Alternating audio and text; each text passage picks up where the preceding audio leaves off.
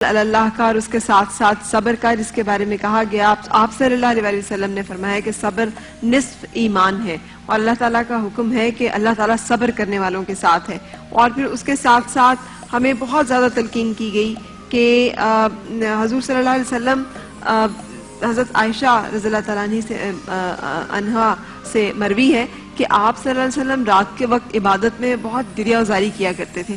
تو حضرت عائشہ رضی اللہ تعالیٰ عنہا نے پوچھا کہ یا رسول اللہ صلی اللہ علیہ وسلم، آپ تو رحمت للعالمین ہیں، اللہ تعالیٰ کے مقربین خاص میں سے ہیں، تو اور سب سے خاص بندے ہیں، محبوب ہیں اللہ کے، تو آپ کو اتنی گریہ زاری کرنے کی کیا ضرورت ہے؟ تو آپ صلی اللہ علیہ وسلم نے جواب دیا، کیا میں اللہ کا شکر گزار بندہ نہ بنوں؟ اگر آپ صلی اللہ علیہ وسلم اپنے شکر کے اظہار کے لیے اور اپنے جذبات کے اظہار کے لیے اس طرح سے عبادت میں گریہ زاری کیا کرتے تھے، تو ہمارے لیے تو بہت زیادہ ضرورت ہے کہ ہم اس اہتمام کو پھر اپنی زندگی میں شامل کریں۔ آج اسی حوالے سے ہماری گفتگو ہے، اور ابھی قاری اسد الحق صاحب، آپ سے اگر میں ایک کوئی حمدیہ یا نعتیہ کلام کی فرمائش کروں اس وقت، پلیز۔ ایک بڑا خوبصورت اور بڑا پیارا کلام ہے، اور کافی عرصے پہلے یہ پڑھا گیا ہے، اور میں بھی آج کافی عرصے بعد اسے پڑھ رہا ہوں۔ جی۔ وہ نبیوں میں رحمت لقب پانے والا، اسی سے اسلام کا بول بالا۔ وہ نبیوں میں رحمت لقب پانے والا، اسی سے اسلام کا بول بالا۔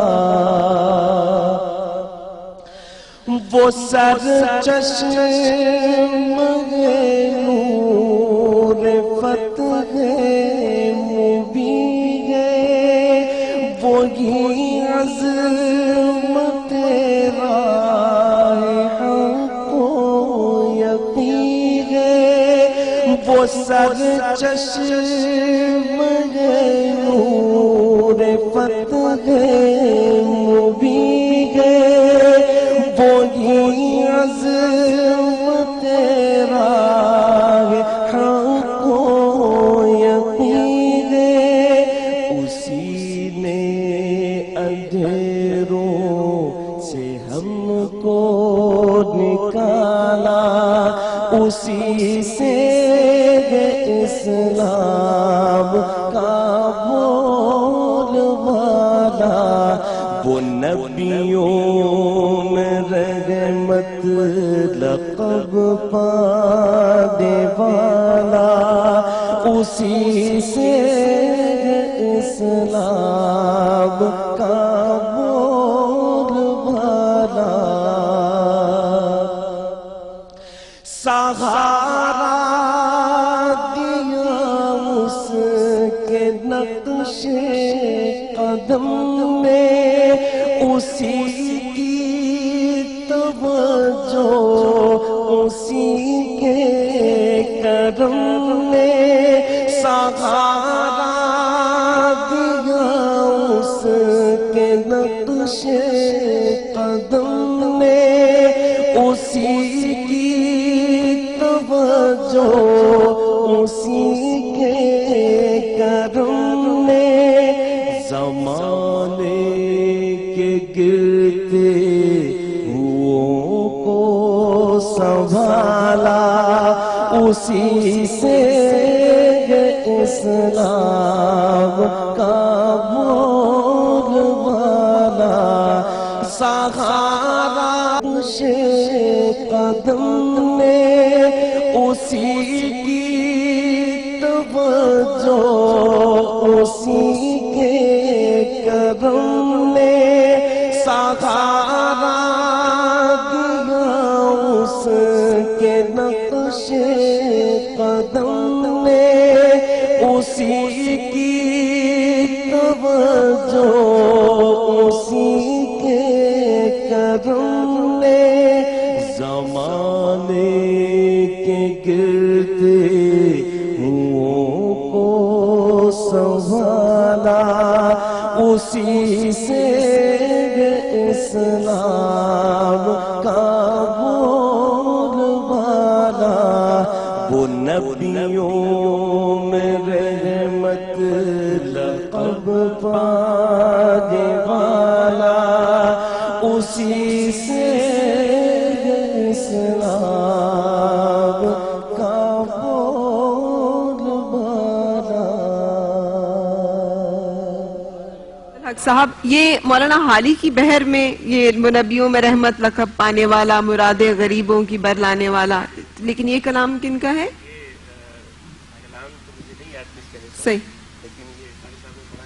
صحیح، قاری وحید ظفر قاسمی صاحب نے، بالکل صحیح، لیکن یہ مولانا حالی صاحب کی ایک بڑی مشہور کلام ہے اسی بحر میں۔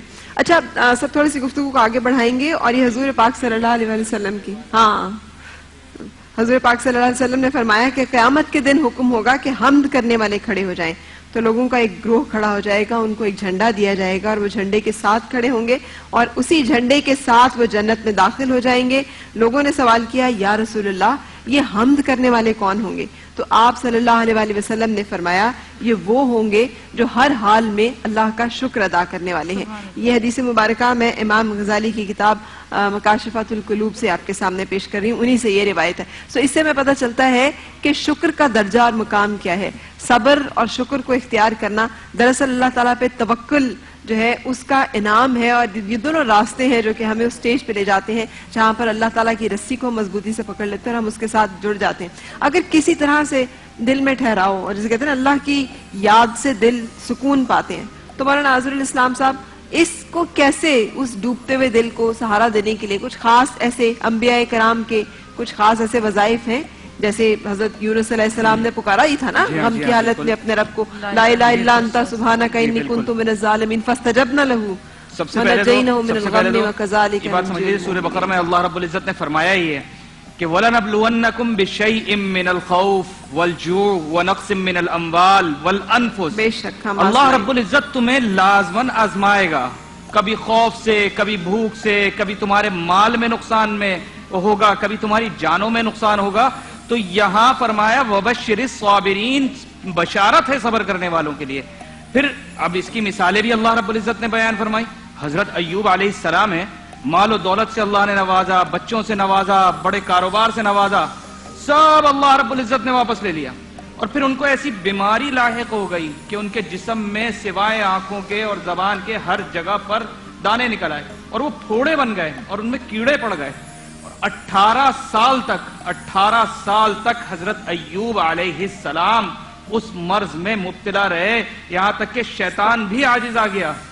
اس نے اپنے جو اس کے چیلے تھے ان کو جمع کیا کہ کیا کروں میں، یہ 18 سال ہو گئے اور یہ صبر کر رہا ہے اور اللہ کا شکر ادا کر رہا ہے۔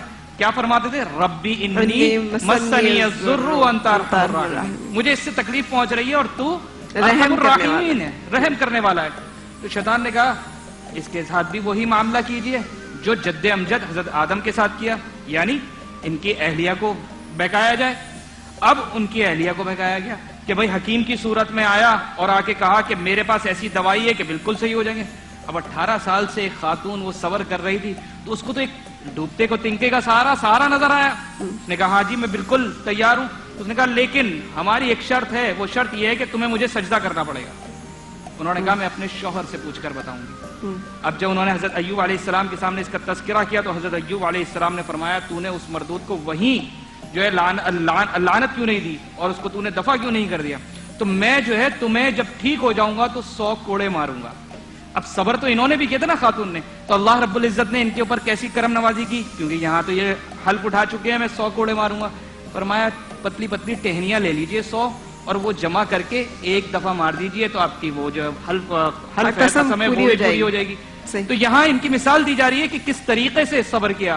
اور حضرت یونس علیہ السلام کا تو آپ نے ذکر ہی کیا، ایک روایت میں آتا ہے کہ 3 دن، ایک روایت میں آتا ہے 40 دن۔ لیکن یہاں پہ تھوڑا سا ٹھہر جائیے، جس نقطے پہ میرا ذہن آ کے رک گیا کہ مطلب شیطان آیا نا پھر اس روپ میں کہ بیٹا میرے پاس ہے ایسا دم درود وظیفہ، میں ایک پھونک میں علاج کر دوں گا، میں بس تو میرے آگے سجدہ۔ اور ہم ایسے بزرگ بھی ہیں ماشاءاللہ سے، میں ڈر بھی لگتا ہے کچھ کہتے ہوئے، آپ لوگ مائنڈ کرتے ہیں لیکن میں انہیں بزرگ نہیں مانتی، کہ خواتین کو یہاں بٹھاتے ہیں خود یہاں اوپر بیٹھے ہوتے ہیں, لوگ نیچے بیٹھے ہوتے ہیں دوزانو ہو کر ان کے سامنے, اور سر بھی جھکا رہے ہوتے ہیں اور قدموں میں بھی چوم رہے ہوتے ہیں, اور قدموں میں نے تو اتنا جھکتے دیکھا ہے کہ سجدے کی حالت کے قریب قریب ہوتے ہیں وہ. نعوذ باللہ من ذالک, اگر کوئی بھی اس طرح کی حرکتوں میں ملوث ہوگا تو وہ اللہ والا کب ہوگا؟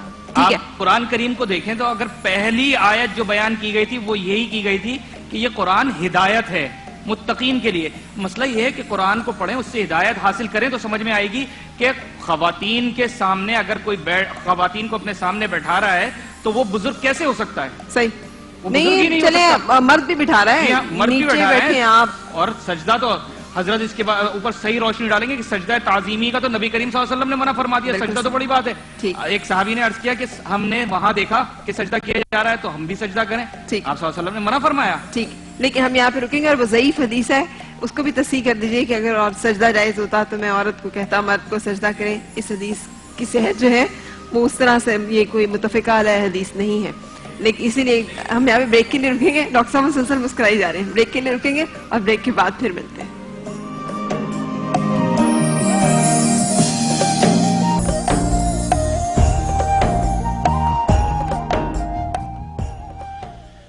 لو مدینے کی تجلی سے لگائے ہوئے ہیں,